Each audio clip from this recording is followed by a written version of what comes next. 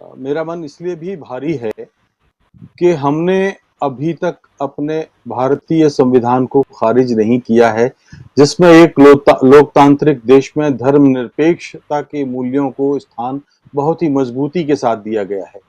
और ऐसी सूरत में अगर कोई महिला या पुरुष प्रवक्ता जो भी हैं, इस तरह की बात करते हैं जो भारतीय दंड विधान के तहत मेरी नजर में ये राष्ट्रद्रोह से कम नहीं है, क्योंकि ये भारत के चरित्र को खंडित करने का प्रयास है। जो संरचना हमारे पूर्वजों ने, हमारे पुरखों ने भारतीय संविधान के वक्त बनाई थी, वो संरचना को, उस संरचना को मिट्टी में मिलाने का प्रयास है, बल्कि षड्यंत्र है अगर मैं कहूंगा तो। ये बात इसलिए भी आसानी से कही जा सकती है राजीव जी, क्योंकि देखिए, इज्जत बनाने में वर्षों लग जाते हैं, गंवाने में पल भर नहीं लगता।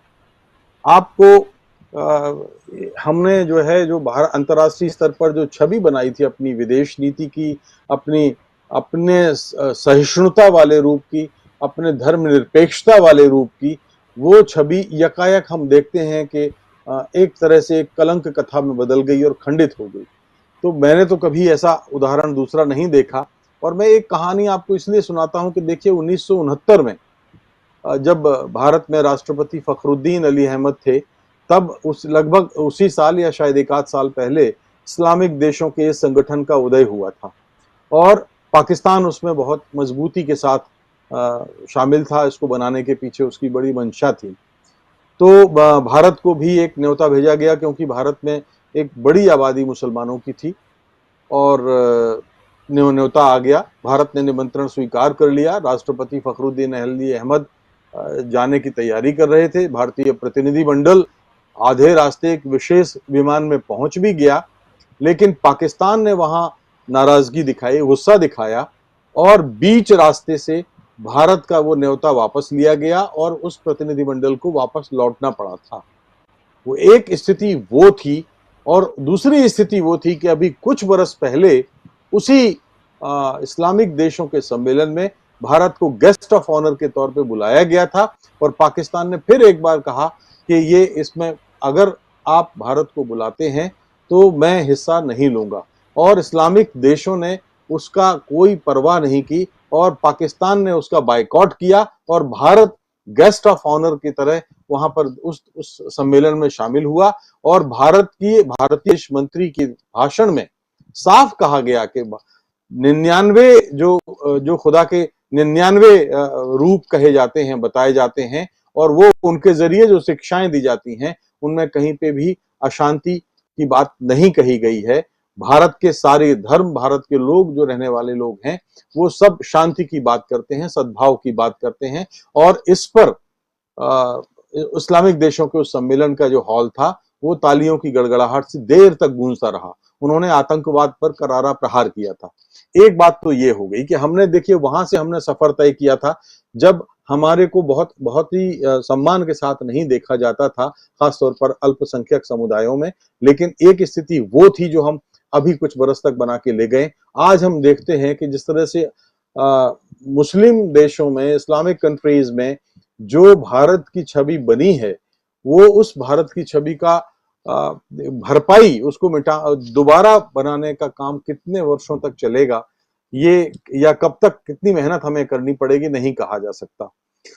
तीसरी चीज ये है कि देखिए, बार बार इस बात को हम अपनी पुरानी बहसों में भी कहते रहे हैं कि देखिए, जो संविधान के हमारे निर्माता थे, जिसमें धर्मनिरपेक्षता को बहुत महत्वपूर्ण स्थान दिया गया था, उस स्थान के चलते हमारे पूर्वज, यानी पूर्वजों में से एक पहले प्रधानमंत्री जवाहरलाल नेहरू ने धर्मनिरपेक्षता की जिस तरह से वकालत की थी और जिस तरह से इस भारत का स्वरूप, इस भारतीय लोकतंत्र के इस मंदिर को रचने, गढ़ने, बनाने का प्रयास किया था, वो कहीं ना कहीं खंडित हुआ है, दरका है, चटका है।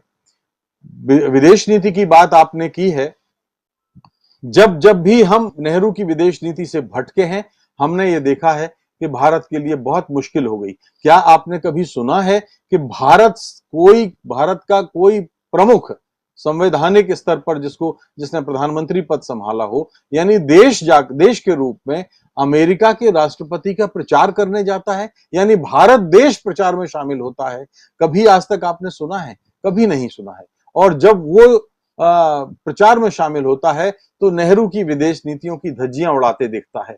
और जब उसके बाद जो बिडेन आते हैं और सत्ता में आते हैं और वो भारत की इस बात पर एतराज करते हैं, तब आप नेहरू की विदेश नीति पर लौटते नजर आते हैं। ईरान के साथ जो इंदिरा गांधी के जमाने में जो रिश्ते बने थे, वो रिश्ते आज आपने मिट्टी में मिला दिए हैं अमेरिका के दबाव में, जब ट्रंप वहां हुआ करते थे। आप एक बार फिर उस नीति पर लौटते हुए नजर आते हैं। तो कहने का मतलब यह है कि देखिए, और एक अभी जो बात कही गई राकेश पाठक जी ने बताई कि भारतीय प्रधानमंत्री के चित्र वहां डस्टबिन में है, उन पर बहुत ही अभद्र किस्म का उनके साथ व्यवहार हो रहा है।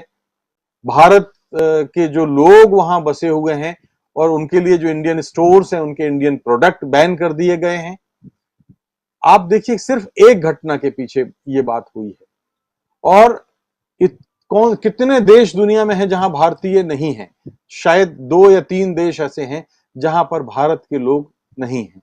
और अगर उन देशों में भारतीयों के साथ इस तरह से व्यवहार शुरू किया गया, तो माफ कीजिए, क्या अंजाम होगा, क्या हम कल्पना कर सकते हैं?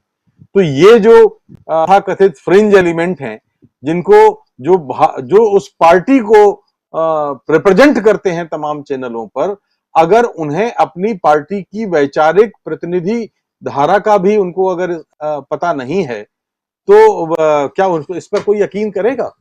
उन्होंने जिस तरह से, मैं चूंकि नवीन के साथ कई बार चैनल की बहसों में शामिल हुआ हूं और ये देखा है कि किस हद तक वो जाते हैं, लेकिन हम ये मानते हैं कि जैसे अभी राकेश भाई से मैं आंशिक तौर पर असहमत होना चाहूंगा कि ये भारत के माफी मांगने की बात है, क्योंकि वो भारतीय जनता पार्टी वो है जिसके प्रवक्ता ने पूरी दुनिया में थू थू कराई है और एक कलंकित अध्याय भारत की आजादी में लिखवाया है। तो वो पार्टी जो अपने दम पर सत्ता कर में है और इस देश पर 140 करोड़ वाली आबादी पर राज कर रही है, प्रधानमंत्री के रूप में वो हम सब के सम्मानित हैं। तो जब ये बात होती है तो देश का सम्मान टूटा है। कोई नवीन का अपना सम्मान नहीं है, कोई नुपुर शर्मा का अपना सम्मान नहीं है, कोई भारतीय जनता पार्टी का अपना सम्मान नहीं है, ये उस देश का सम्मान है। और कीजिए, इस सम्मान से भी सबसे ऊपर हमारे 2 सबसे बड़े प्रतीक हैं, राष्ट्रपति और उपराष्ट्रपति। ये जो प्रतीक हैं, ये सर्वोच्च संवैधानिक पदों पर बैठे हुए लोग हैं। और देखिए, कतर में हमारे उपराष्ट्रपति, माननीय उपराष्ट्रपति जाते हैं, संवैधानिक मुखिया हैं, और उनके सम्मान में आयोजित भोज रद्द कर दिया जाए, तो इससे बड़ा अपमान भारतीय लोकतंत्र, भारतीय संविधान, भारतीय धर्मनिरपेक्षता और भारत का क्यों नहीं हो सकता? कौन सा हो सकता है? इससे अपमान कोई दूसरा नहीं हो सकता। भारत के उपराष्ट्रपति का अपमान हमारा अपमान है। इसलिए मैं कहता हूं कि जब माफी मांगना है तो भारत देश को माफी मांगनी पड़ेगी, अन्यथा इस तरह की बात मुझे नहीं लगता कि कोई सभ्य लोकतंत्र में स्वीकार की जा सकती है। और अंतिम बात मैं कहूंगा कि देखिए, जैसे मैंने अभी कहा कि बहुत समय लगता है इज्जत बनाने में। मैं कुछ बरस पहले अमेरिका में था, एक यात्रा में गया था, और मेरी यात्रा में कुछ मुस्लिम साथी भी थे, भाई भी थे, और हम पाकिस्तान के भी कुछ लोग उस यात्रा में थे।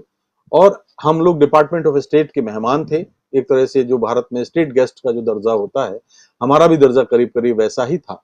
और हमने देखा कि जहां वो इंडिया का जिक्र आता था तो वो हिंदू या मुसलमान होते थे, बड़े सम्मान के साथ वो लोग हमको ट्रीट करते थे। और हमको वहां जो एयरपोर्ट पे तलाशियां वगैरह नहीं होती थी, ना कोई बहुत ज्यादा सख्ती हमको बरती जाती थी। और ये तब की बात बता रहा हूं जब ये 9/11 हो चुका था।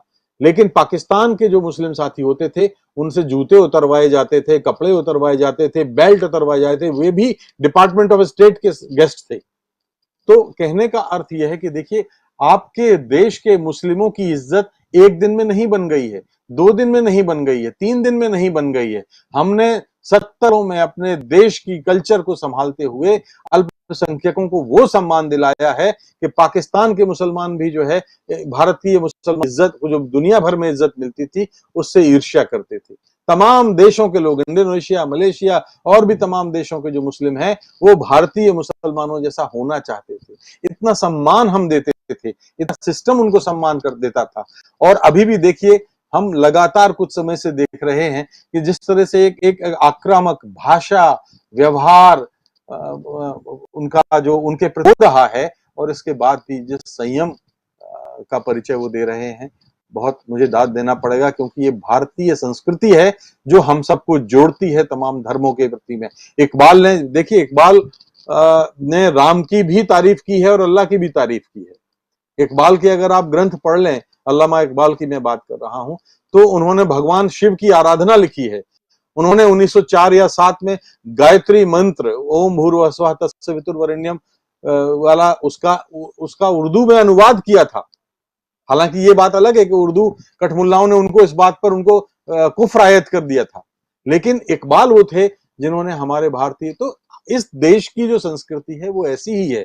अगर आप इसको एक इस तरह से अनपढ़ प्रवक्ताओं के जरिए खारिज करना चाहेंगे तो माफ कीजिए, इस देश की स्थिति बहुत विकट हो जाएगी। आज हम सब शर्मसार हैं, पूरा देश शर्मसार है, केवल भारतीय जनता पार्टी नहीं है, सारी सियासी पार्टियां जो इसमें शामिल हैं वो शर्मसार हैं। इस देश का जिम्मेदार नागरिक और मतदाता शर्मसार है। इसलिए इसमें कहता हूं कि भारत सरकार जिनके मतों से निर्वाचित होकर वहां बैठी है उसको माफी मांगनी चाहिए।